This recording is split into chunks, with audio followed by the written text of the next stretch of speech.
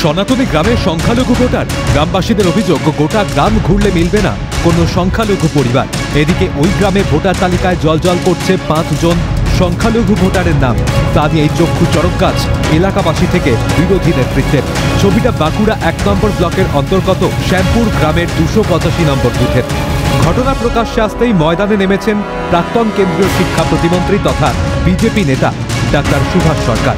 গ্রামবাসীদের কাছে তার অনুরোধ, গ্রামে এসআইআর শুরু হলে বিএলওদের বলে তাদের নাম বাদ দেওয়ার। বিজেপি নেতার আরও সংযোজন, রাজ্যের যারা বৈধ ভোটার, সে সনাতনী হোক বা সংখ্যালঘু, তাদের কারোর নাম বাদ যাবে না।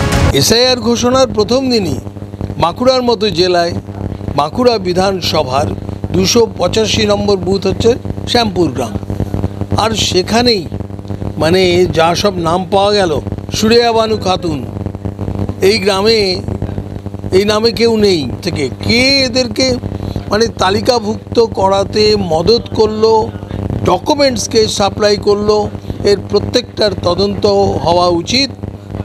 মানে ভূত নিয়ে ঘেরাও হবে না? উনি চান না যে পশ্চিমবঙ্গের সুরক্ষা?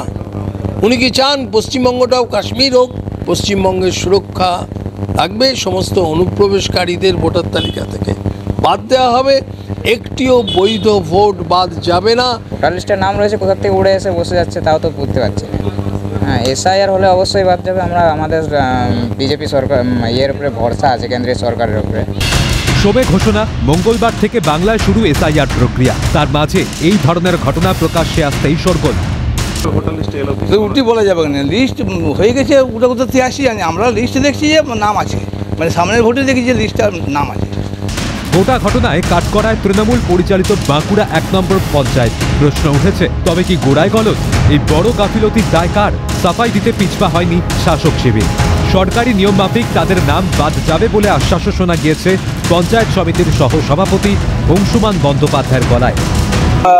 আপনাদের মাধ্যমে জানলাম, এটা খোঁজখবর নিয়ে আমরাও দেখেছি যে হয়তো কোনো কারণে 286-তে আবেদন করতে যেয়ে হয়তো মিস্টেক করে 285-তে হয়তো নামগুলো উঠে গেছে, যদি 2-4টা নাম উঠে থাকে। তো এটা আমরা খবর নিয়ে দেখলাম, এটা অনেক আগেরই আবেদন, 2022 সালের আগে ওদের আবেদন ছিল। দেখা যায় যে অন্য কোনো বুথ থেকে এই বুথের নাম শিফটেড হয়ে চলে এসছে। যদি সেরকম হয় তাহলে নিঃসন্দেহে তাদের নাম কাটা যাবে।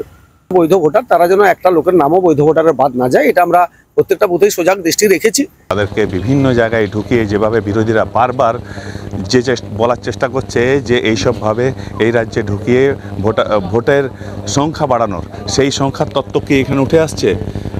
কেন এগুলো প্রশাসন নজরদারি করেনি?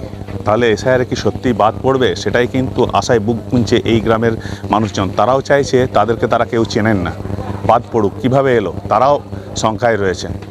বাঁকুড়ার থেকে স্বরূপ রায়, ক্যালকাটা নিউজ।